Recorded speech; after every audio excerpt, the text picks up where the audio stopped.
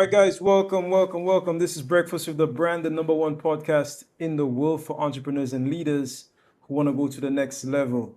If you are tuned in live, go ahead and put your flames in the comments. Also, let us know where you're listening in from. I'm your host, Junior Frederick, and I have with me the man himself, Mr. Bobby Stealth. And today we're gonna be getting into some interesting conversation as usual. Bobby, what's up? Talk to me. How you doing? Man, I'm doing good, Junior. I'm doing real good, man. This morning was interesting. This morning was interesting. I did back this morning, and I didn't feel like doing it. I did not feel like doing it, and I was in the gym with this guy, and the reason I think I went as hard as I did was because he was going hard and he looked like he wanted to do it. He was like killing it, enjoying it, throwing plates on his back. He was working out, and I looked at him. I was like, I don't want to do it, but let me borrow some of his energy. So I started looking at this guy, and he was just throwing the weight around, really enjoying himself. And then I just pushed through. So I just wanted to say, I'm feeling very dedicated. That's right, dedicated. I don't feel like doing it, but I was dedicated to doing it, getting it done. No, Bobby, that's amazing. And you know what? What you just said there, I wrote something now. I don't know if we should talk about it. Maybe we'll talk about it when we come back from the break. Okay, but what you just mentioned there is actually one of the keys to success. And before, I'll just preface this with a quick story. Okay, so back in the day, most people don't know this about me. Bobby, most people don't even know this, but I used to do music too, just like you. Mhm. Bro, I Yeah. have a really, really crazy story. So I'll give my story, maybe on another one. But what I was going to tell you is that when I was, I'll say about 16, 17 years old, I actually formed a group. So a couple of friends on me, maybe like three, four, five friends, we got together. And when we went to college, we used to work out every single day. So that's what we did. Literally after class, like when school was over, we would work out. We work out for like 2, 3 hours every single day, doing calisthenics, push-ups, flag poles, muscle ups, one arm, you name it, bro. I could have done and I can still do every single push-up that you could possibly think of. We used to do push-ups without feet, Bobby. We used to do push-ups with just our hands, like with our feet off the ground. That's Bro, dope. people don't know that. And the name of the group was called Kings of the Bar. And I was the leader of this group. I was the leader of this group. Bro, we were something else. And let me tell you something. I could remember one day, the guys, now we used to travel around the island. So I used to go by their house, they used to come by my house. So one day they came around my place and we went to a park that's not too far from where I am, maybe like 15 minutes, 10, 15 minutes. And I was learning to do muscle ups. Now, if you don't know what a muscle up is like an advanced pull up. So, you know how people do like pull ups? A muscle up is when you pull yourself up and then you push yourself over the bar. That's what a muscle up is for people who don't know. So, I was learning how to do this, okay? And my friends, they were like, by the way, these guys were genetically gifted. I'm not genetically gifted. Mhm. I'm not special when it comes to like physique. Okay, I have a friend, Bobby. This guy, you know that one friend that can eat anything and not put on like a single inch of fat? Yeah. It used to be me. Guy- Bro, the guy had a 10 pack. I kid you not. People talking about getting a six pack, he had like 10. Yeah. These people are genetically gifted, but I wasn't. So I was trying to, I'm trying to keep up with them. And we should set like crazy challenges. So we said today we're doing 100 muscle ups. Just like that. I couldn't do one. And we set the bar at 100. But we started at like 9. I finished the 100 at like 3 p.m. From 9 o'clock to 3 p.m. Straight muscle ups. By the time we were done, my hands were bleeding. And Mhm. today, this is one of the best workouts I've ever done in my entire life. I kid you not, we were something else. So I'm gonna leave you with this story. And when we come back, we're gonna talk about the keys to success. But we're gonna start with what Bobby just described.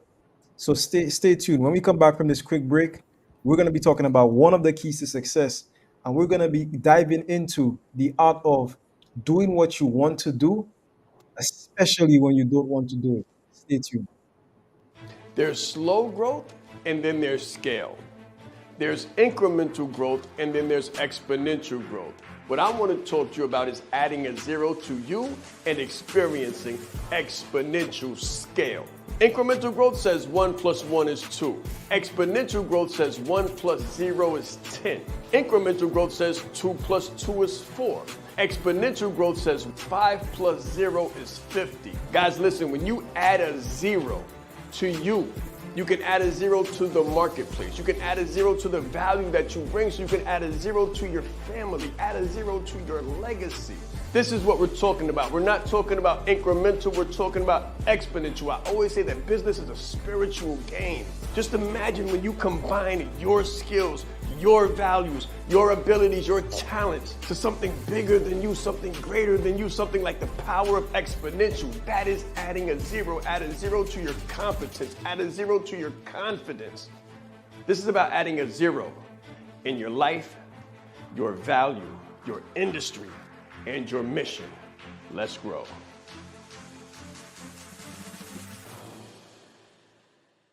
So when you're young, mommy tells you to play nice. Play nice, Timmy. Let all of the other kids play too. But in business, it's not about playing nice. In business, it's about winning. It's about adding multiple zeros to your revenue. Now, of course, your staff wins. And when you win, other people win.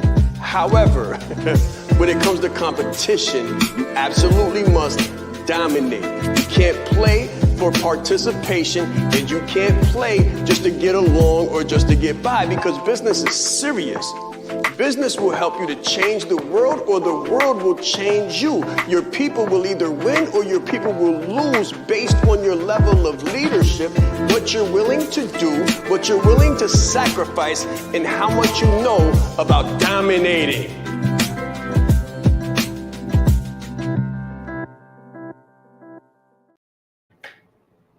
All right, guys, welcome back. This is Breakfast with the Brand. Listen, what's written will be retained. If you don't have a pen, if you don't have a paper, a notepad, something right now, I'm going to give you like 10 seconds to get one. Because what Bobby and I are about to dive into is going to be absolutely life-changing. Bobby, take us away. Let's get it started. You know, I was listening to Muhammad Ali once, and a guy asked him, "How many sit-ups do you do?" Ali was like, "What? What do you mean, how many sit-ups do I do?" He was like, "How many, do you count them out? Like 20, 30, 40?" He was like, nah. I don't count my sit-ups. He says, I don't start counting until it starts hurting. So he'll do like 50, but he won't count any of them if they don't hurt. And then once the pain sets in, once he doesn't want to do another one and he's hurting, he's like 1, 2, 3. This dude's probably like 120 sit-ups by now, but he's like 1, 2, 3 until he can't go anymore. So to open this up, I would say, when do you start counting effort? I heard something today, the proof is in the pudding. And I always used to think that they meant pudding, like that you eat. Maybe they do, but the way I heard it today made me change my mind. I don't think that's what that means. And I haven't Googled it yet, so you guys correct me if I'm wrong. But I believe what this saying is actually saying is that the proof is in the pudding, how much effort you put into something. So what they're saying is not it's in the pudding like you eat it like it's sweet. They're saying it's in the pudding of the effort. So the more effort you put into something, the more proof you will have of the work that you've done. For example, if I put a lot of work into my exercising, the proof will be a shredded, ripped physique as long as I'm eating right. If I put a lot of work into my relationships, the proof will be the healthy communion between two people or multiple people. So I think a good way to start this conversation is, when do you start counting your reps? Because a lot of times, we think we're doing something, right? A lot of people say, I thought I was working hard until I got around some real hard workers. Like, we think we're putting work in, but really we're counting reps that most people at the level we want to get to don't even count. You believe that? Mm. Like we're counting reps that the people at our level they don't even register those as reps. They're like, "Ah, that's like breathing. That's like I just do that," and then they start repping things out. So that's how I think we should open this thing up. Think about that, guys. When do you start counting your reps? Bobby, you're taking me back to a time. Bro, there was a time, and so we have our Slack group. I think I sent a photo the other day Mhm. inside one of our Slack groups where I was super shredded. Okay, I don't know if you remember that, but I sent a photo from like 8 years ago, some crazy, like 11 years ago, some crazy number. But Mhm. you're taking me back to that time because what I'm remembering is us doing exactly what you're talking about. When we count, like when we did sit-ups, when we did push-ups, like 10 push-ups was one push-up. And if you Right. didn't do it right, you had to start all over. You have to start all over. So why am I telling you this? Well, the reason I'm telling you this is because just like Bobby's explaining, like successful people have different standards. Successful people have different standards. So what are your standards? Okay, I heard somebody say something. I think it was actually Jordan Belfort. So Jordan was talking about a period in his life where he went through basically a very very dark time, and they were asking him, well, how did you get out of that dark time? And he was saying that two things help him to get out of that dark time. One of those things is number one, having a vision for the future, but number two, raising his standards. So raising the acceptable norm. Like, what is your norm? Right. And we recently did a class inside the Branded Like a Leader Academy. And I'm sure, and you could put this in the chat if we have any students watching, by the end of that class, people realized that they thought they were doing a lot of stuff. They were only doing like 20% of what they could have done. And Yeah. we're talking about doubling your day, we're talking about tripling your day, and people people put in like 1 hour in on the business per day, and they're looking like, Junior, where's my brand? Bro, you put in 1 hour per day. There's people put in 16 hours per day. What are you talking about? Like, the standard could always be raised. And I agree with Bobby 100%. Like, when do you start counting? Okay, and what actually counts? What I could remember, Bobby, from being in that space and in that zone, everything felt more fun. Have you ever experienced that? Yeah. Things feel more fun. It's like you're working harder, but it feels more fun. And when you're in a group, when you're with a group of people that are like dedicated to domination, like dedicated to dominating themselves, okay, you raise your standard and you have competition. Now, competition, and this is where I was going when we first started.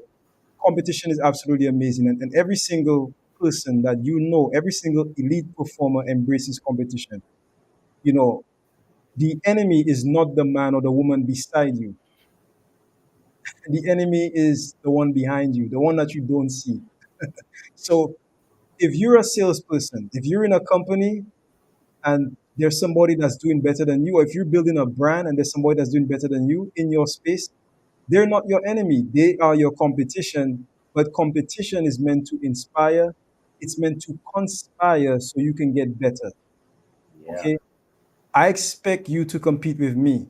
I expect to compete with you, but it's not to break you down. It's so that I can push myself. So the same way where you were in the gym competing with that guy, it was friendly. It was you pushing him and him pushing you so that together you both can have a phenomenal workout. So embrace competition. That's number one if you want to be successful. That's powerful. That's really got me thinking about my time in the Marine Corps. Because we're talking about standards. And one thing in the Marines is that we have the highest standards in the United States armed forces, bar none, the highest standards. And I remember pull ups. So the way we do pull ups are like you pull your chin and then your chin has to cross the bar, right? So that's a pull up for us. Now, if you don't do a full lockout, like boom, come to a complete lockout, pull yourself all the way up and go right back down to a lockout, then it doesn't count. It doesn't count. And what I remember is I'll be on the bar when I was a young Marine, and I'd be pulling, and I'd be 1, 2, 3, 4, 12. And once I'm at 12, they're like, I pull again, 12. I pull again, 12. I'm like, wait a minute, what? And then they'll say, lock out all the way down. I'm like, that's 3 reps, guys. Like I needed those, and it scored, right? It scored. So that cost me like 15 points. So then I'm dropping down, locking it all the way out, pulling all the way back up, and you just like dead. Like you feel like your arms are hurting. And now it's psychological. You're just like, oh my gosh, I could have got those. But the moral of that story is when you set high standards, it's also great to have accountability. Accountability. Because a lot of times when you're setting these high standards, like some people, I haven't met many of them, but I've met some. These are individuals that can set high standards and hold themselves accountable, like themselves. Like they have a very high self accountability. I have not met a lot of people like that. Most people are able to set high standards, but they need a little bit of assistance in the accountability space. Because if they set the standard high enough, it should be very, very uncomfortable. So the reason I'm bringing this up is because that's the role of community. Like the people that I don't think need these accountability partners are kind of like your David Goggins, but I don't think they started that way. I think they became that way. They had accountability partners, but now they don't need them. And I think like your Michael Jordans, they started out with these guys, but like once Michael got to a certain space, it's like, this dude is just an animal. Like you don't have to hold him accountable. He holds you accountable. But I say all of that to say, embrace competition, definitely. And in your process of increasing your standards and setting higher standards, have a method of accountability that also results in consequences if you don't meet those standards. I remember Mike Tyson saying he would keep ice cream in the freezer. He loves ice cream. It's like this is his favorite food. And he would keep it in the freezer. And if he didn't work out hard enough, or if he didn't do X, Y, Z workouts, he would not allow himself to have the ice cream. Now, granted, that takes a degree of willpower, but it's a consequence. It's a consequence that says if you don't do this, you don't have this. And as you build that confidence and build that self-respect, then it just starts to become a game. Kind of like Junior said, he's like, oh man, I get to win this thing. We gamify the pain. Like, could you imagine gamifying your process? So one thing that I'll share with you guys before I turn it back to Junior to kind of get his take on this is a consequence that I used to do that I still do from time to time. But I would have to earn my food. Okay. So I would have to earn my food. I would not eat until like 4 p.m. And if I didn't do A, B, C, D, E, F, G, I would go to sleep hungry, or I won't eat until it's done. And that is like a crazy consequence when you like to eat. Like, so for me, I was at a stage in my life, like I'm pretty small now, much more slender, but there was a stage where me and my wife had the kids back to back. You guys know what I'm talking about, that daddy weight. You put it on, all you're doing is just running, gunning, eating, and sleeping. And it's just like you don't know when you're doing anything other than those things. So it's like I put on some weight and I really got accustomed to eating when my wife would eat. And I told myself, you know what, we got to change this. And the consequence was if you don't do 2 workouts a day, drink half a gallon to a whole gallon, and all these other different things, you didn't earn a meal. Go to sleep hungry, buddy. And that was the consequence. Hence, I lost 40 pounds, I got shredded, and I started getting a lot healthier. But that's something that I did when I raised my standards, and I also set consequences in place and had an accountability group to keep me tight. Yeah, I mean, this is amazing because like people shouldn't underestimate the power of community. Community is so important, Bobby, because community creates culture.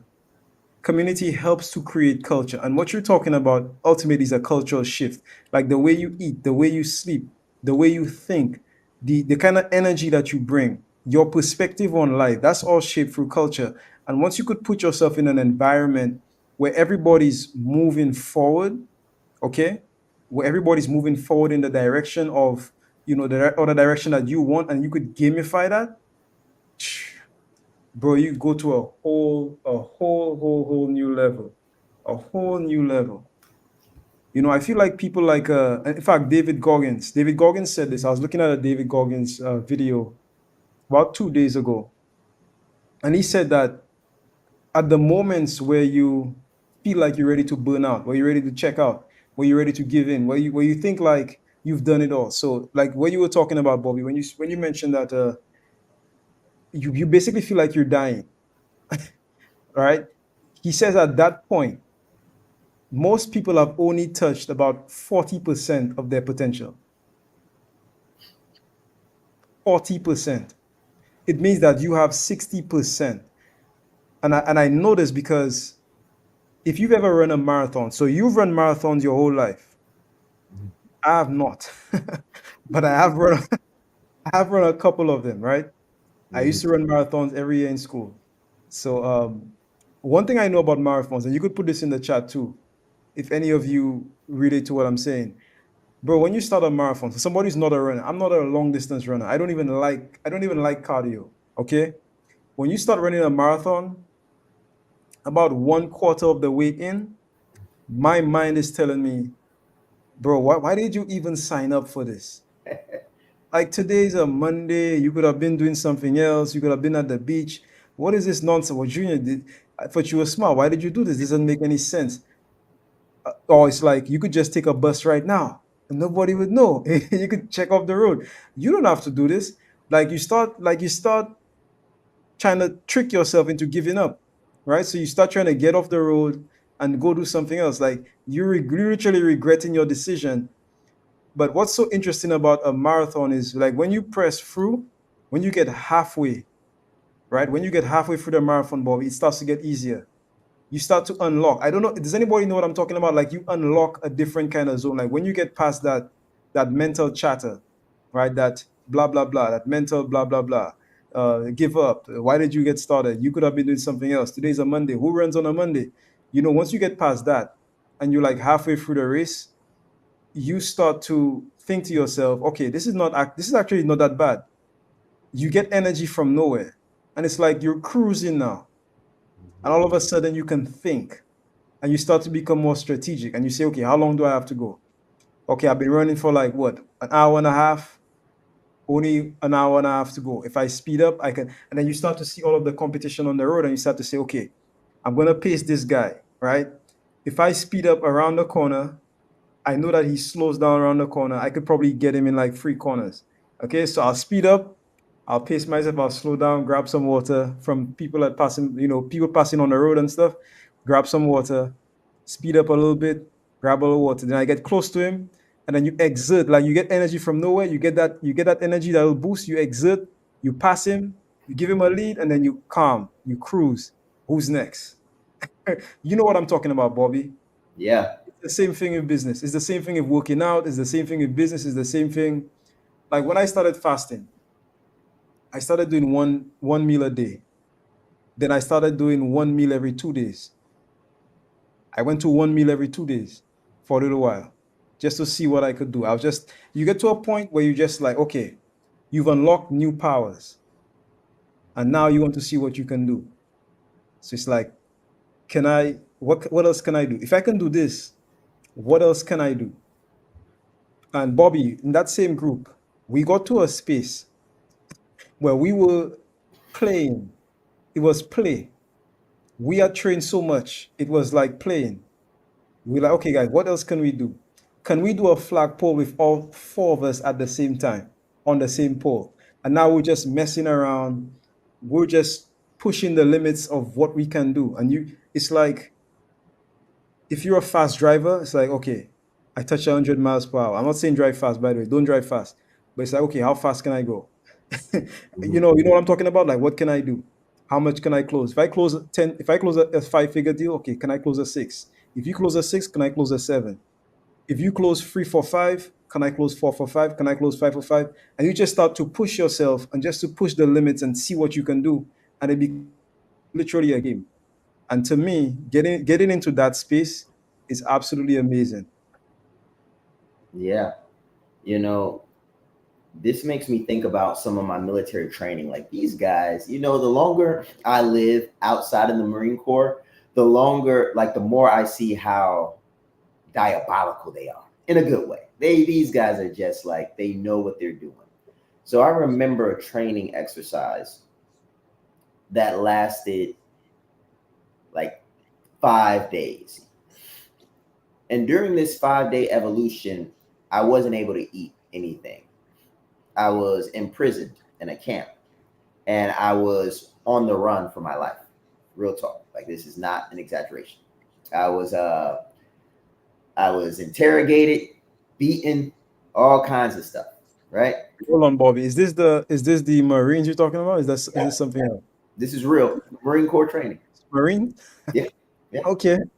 And I was just like dropped in the middle of nowhere. And as I'm going through this, I'm starving, I'm getting beat up, I'm imprisoned, I'm working like a real slave, like I'm in a concentration camp. And there is nothing more grueling, in my opinion, than not knowing when it's going to be over. It's like you're just going and going and going. And something that Junior said that I think is very important is like, you get to a point in your own mind where you're like, I'm not going to quit, so I might as well keep going. And that, I think, is where the magic happens. Because I've done a lot of running, long distance running. I've done a lot of training, a lot of evolutions deployed on multiple occasions. And I know what it feels like to be extremely uncomfortable, extremely cold, extremely hungry, extremely fatigued, extremely just, ugh.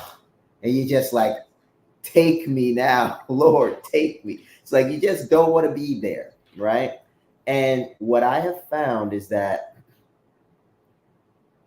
the moment you decide that you're not going to quit, something happens. Something happens in the muscles, something happens in the mind, something happens in your perspective. And it's almost like how Junior said, it becomes a game. It's almost like the mind says, how can we finish this versus how can I get out of this? And that's, I think, is where the 60% of untapped potential comes from. So when you're at that 40, it's like, how can I get out of this? Okay, I can rack the weight. I'm done. I can't rack. I can't do anymore. But if you're at that 40 and your arms are burning and you just say to yourself, I'm going to do this last rep. Like, I'm going to do it. It's like you push, push, push, push, push until something happens. And usually you'll get it. 9 times out of 10, you'll get it.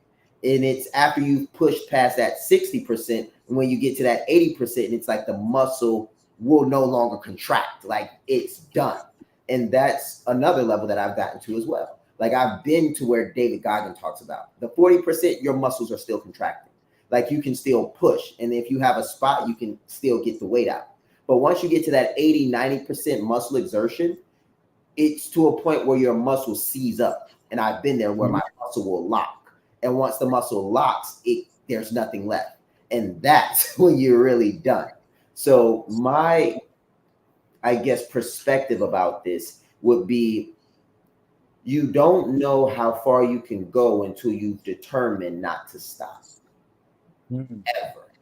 And that's Junior's favorite #1 rule. He's like, never, ever, ever, ever, ever, ever, ever give up. And I think that that's very a good perspective. But the way I look at it is like, you have to predetermine before you get started that you're not going to quit no matter what.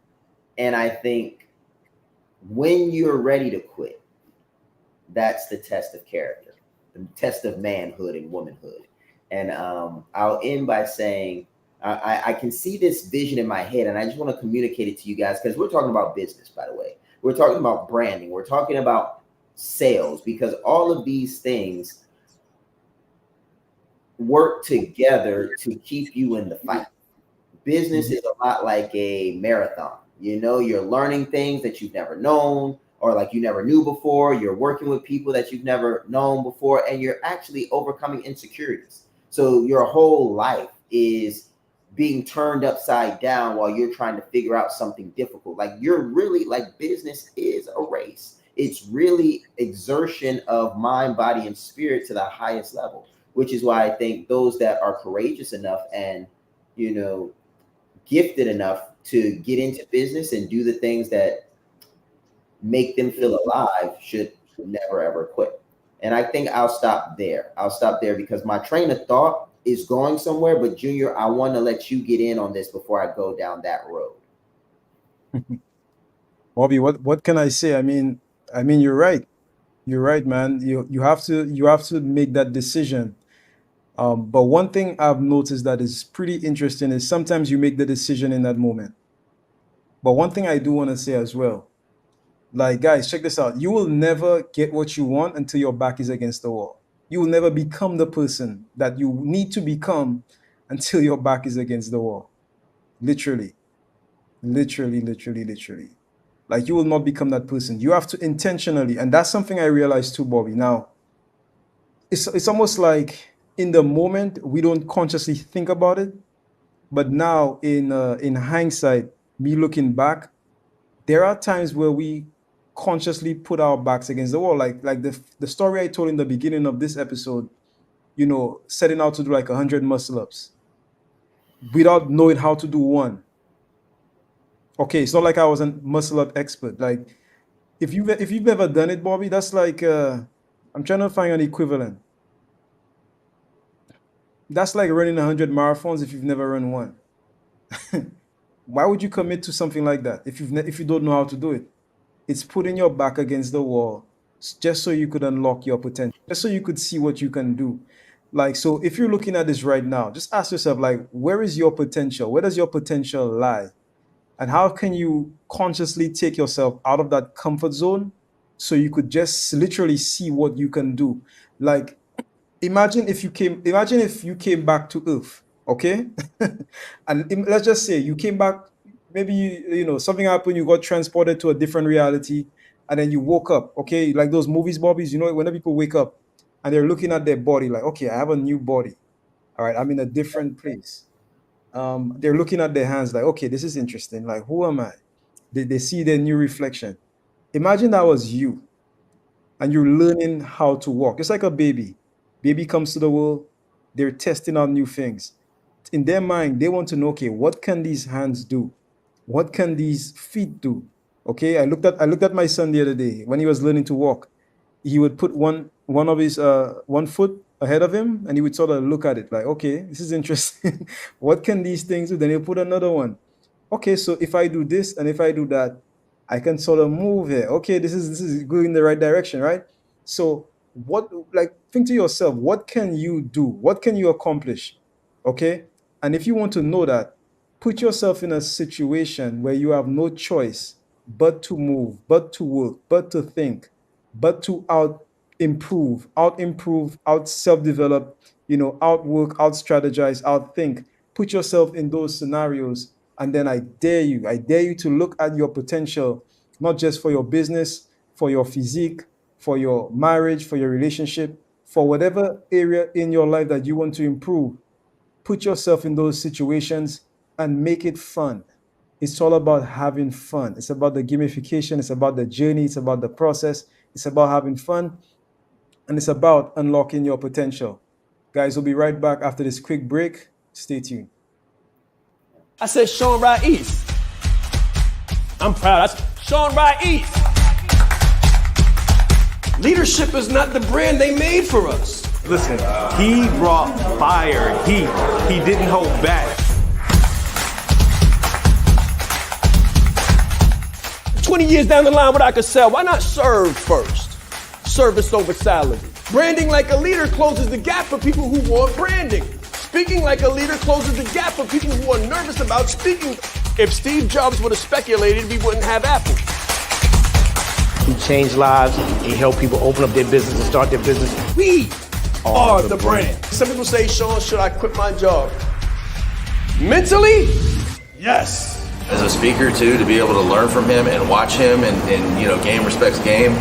And I want to have that much game someday. The right client, pay $500,000 for what you do. So you have to be bold in your beliefs. He has been an amazing asset to this event and a pleasure to work with. Very captivating, collaborative, worked very well with the audience. I want to help you. Put a 0 behind your number, right? The session was great. How he is online, virtually, he is even more phenomenal in person. Be the face of change that you want to see. Stop asking questions and start giving demands. The entire team has just been absolutely incredible. They are a joy to work with. They go above and beyond. Give yourself a round of applause. Yes, yes, yes. Confidence is key. Most of the people I work with, they have the education, the experience, and the expertise. We call those the 3 E's. But they're looking for the 3 I's, the income, the impact, and the independence. And I always tell them that the bridge between the 3 E's and the 3 I's is marrying your confidence to your competence. Most of the people I work with, again, have all of the competence in the world. What I help them do is get the confidence.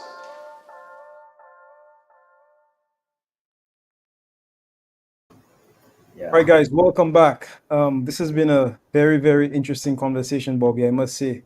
I've had a lot of fun this morning. Today's what? Today's Friday?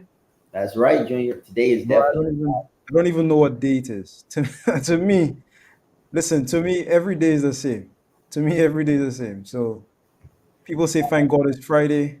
I'm like, thank God I'm up. You know, what are we doing today?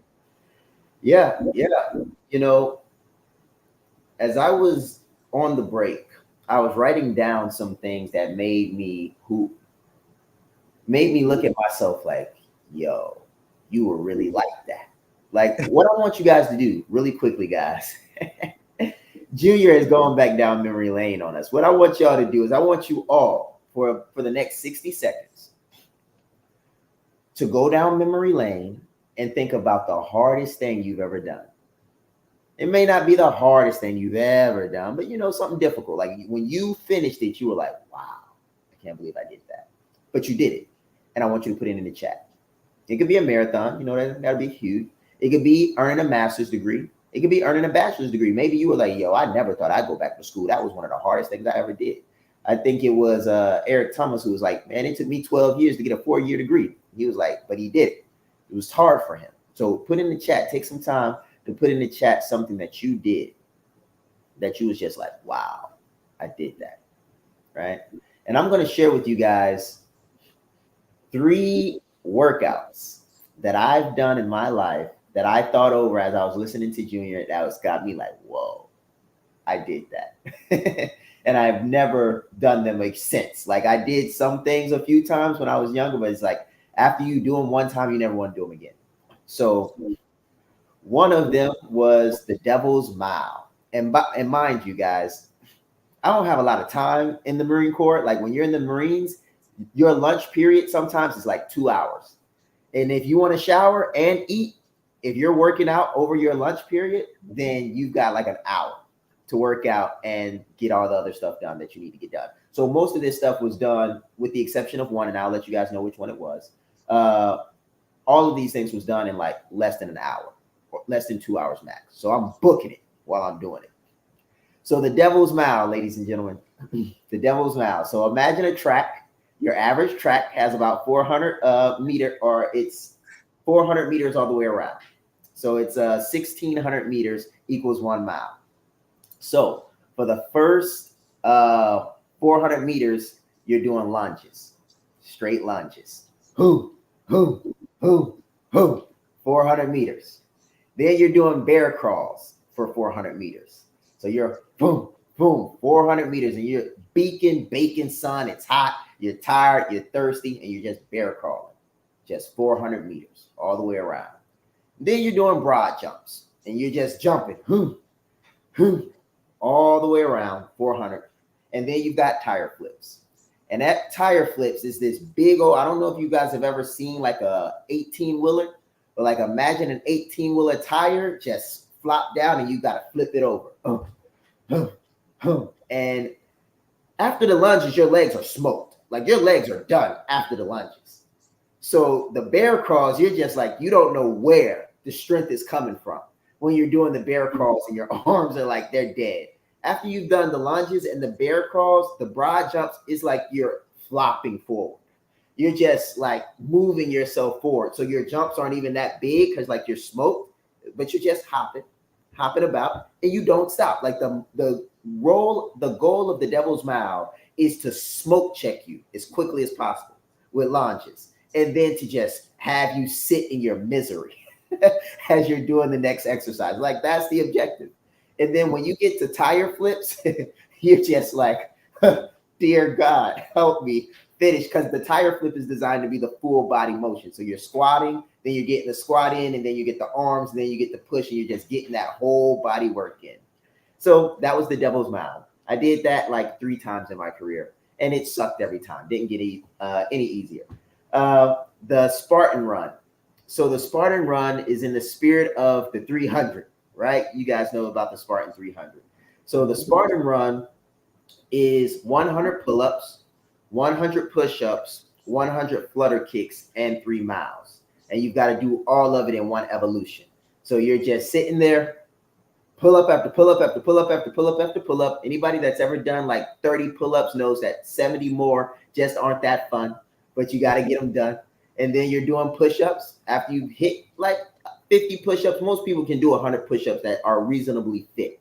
If you're doing the pull-ups and the push-ups and the flutter kick core workout, that's what makes the push-ups a little bit more difficult, because the core is already smoke checked. And then you're running in the middle of these. And if you're really a beast, what you could do with this is you drink water, like one swig, so to speak, one swig of water when you go on your run, and you have to come back and spit the water out. So that means you can only breathe through your nose when you're on the mile run, and you can't swallow the water. Because if you swallow the water, then hey, you lost that challenge. And then the last thing that I did that I'll share is an NDOC. And you guys might not be able to appreciate this one as much because some of the things will be a little unorthodox. But once I say all of this stuff and I'll pull it all together, it'll show you guys why the importance of doing hard things, like why it's good to do hard things. So this NDOC is imagine wearing a 15-pound weighted vest, okay, and boots. All right, a 15-pound weighted vest and boots, and you're running 3 miles. Now, after you run these 3 miles, I want you to imagine wearing my military gear. So you've got a flat, a Kevlar, boots, and you're extremely hot, and then you're doing an obstacle course. This obstacle course is filled with jumps, walls, all types of different things, and it's a pretty intensive course. So you have to do that course back to back 2 times with all your gear on after you just ran 3 miles. And after you run those 3 miles and you do the old course 2 times, then you're about to go to the water.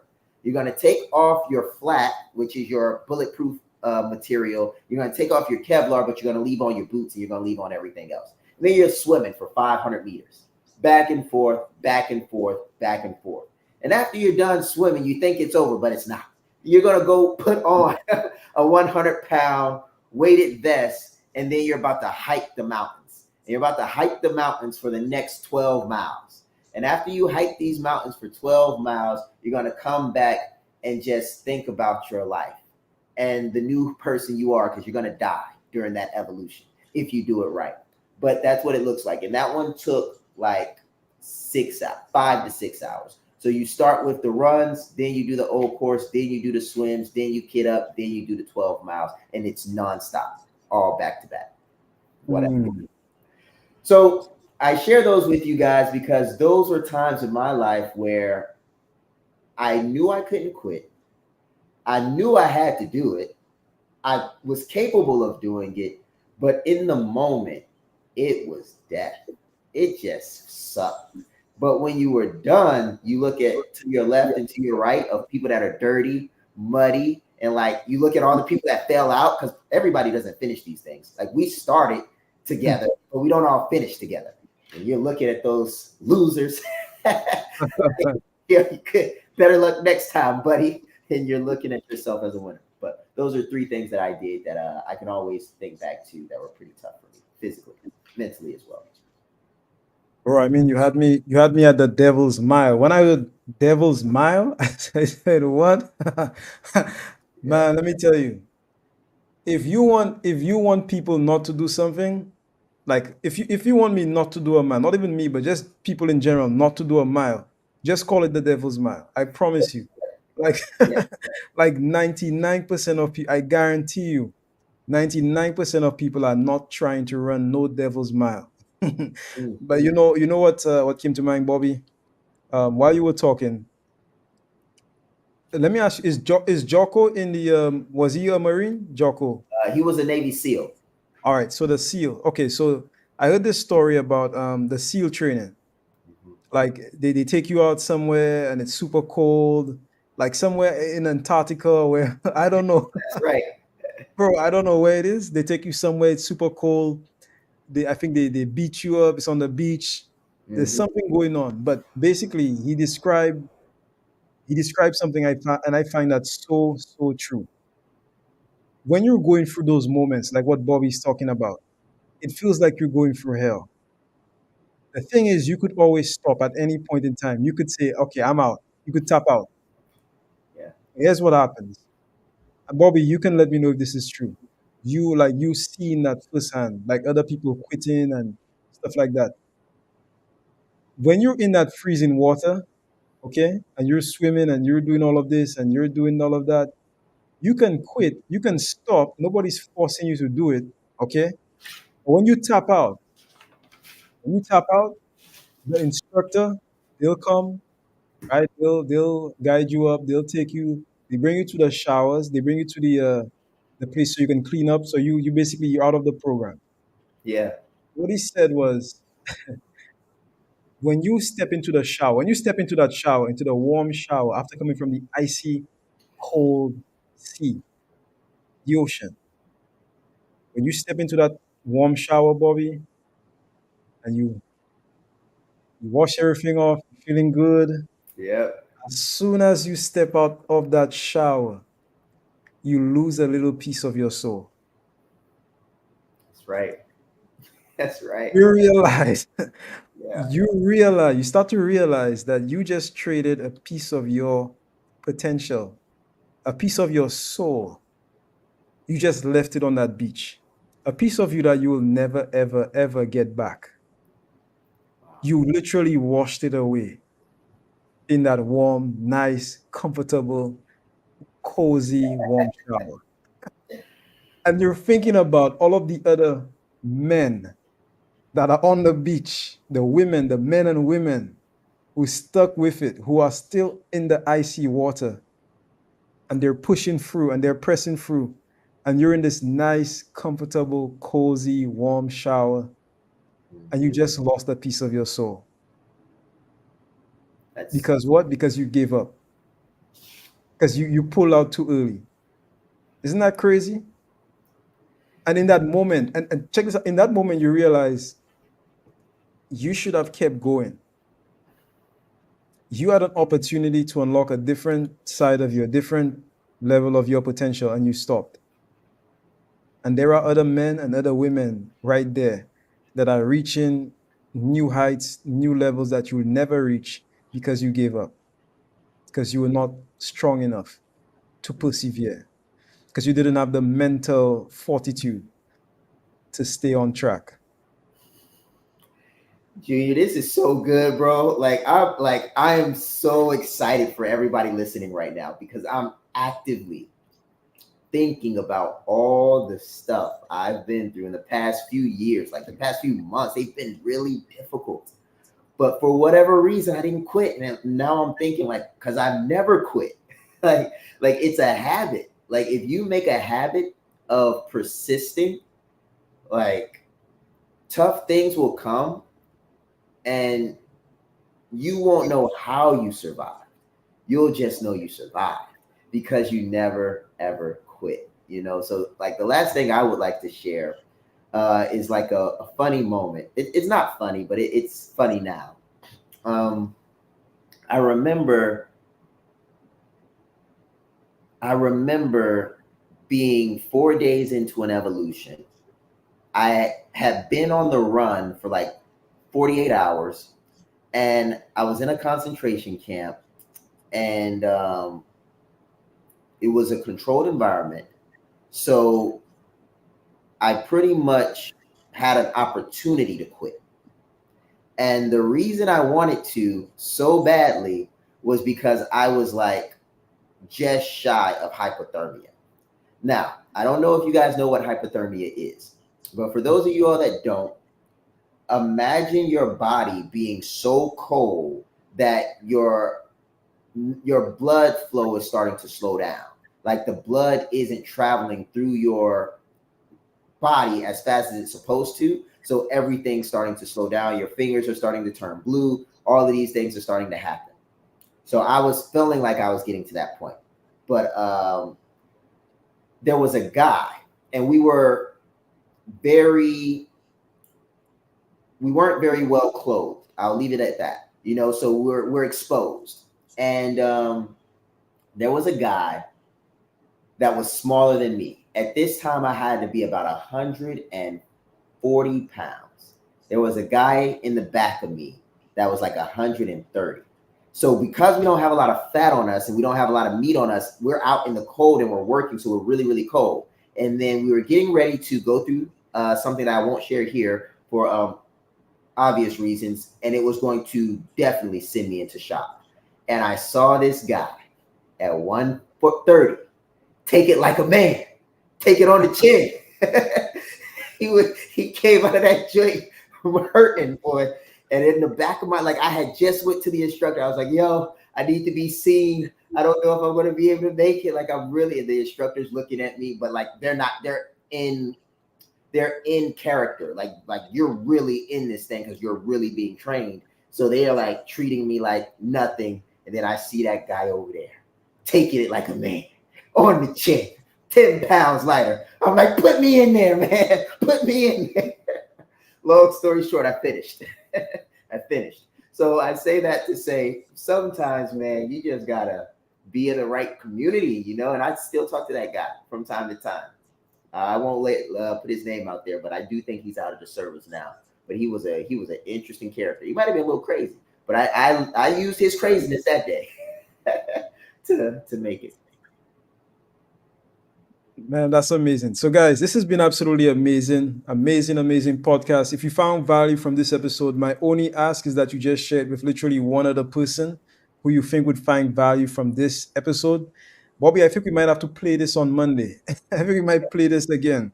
All right. So, this has been Breakfast with the Brand, guys. Have a phenomenal day. We will be back tomorrow, Saturday, 8 a.m. Speak soon. Let's grow. Let's grow.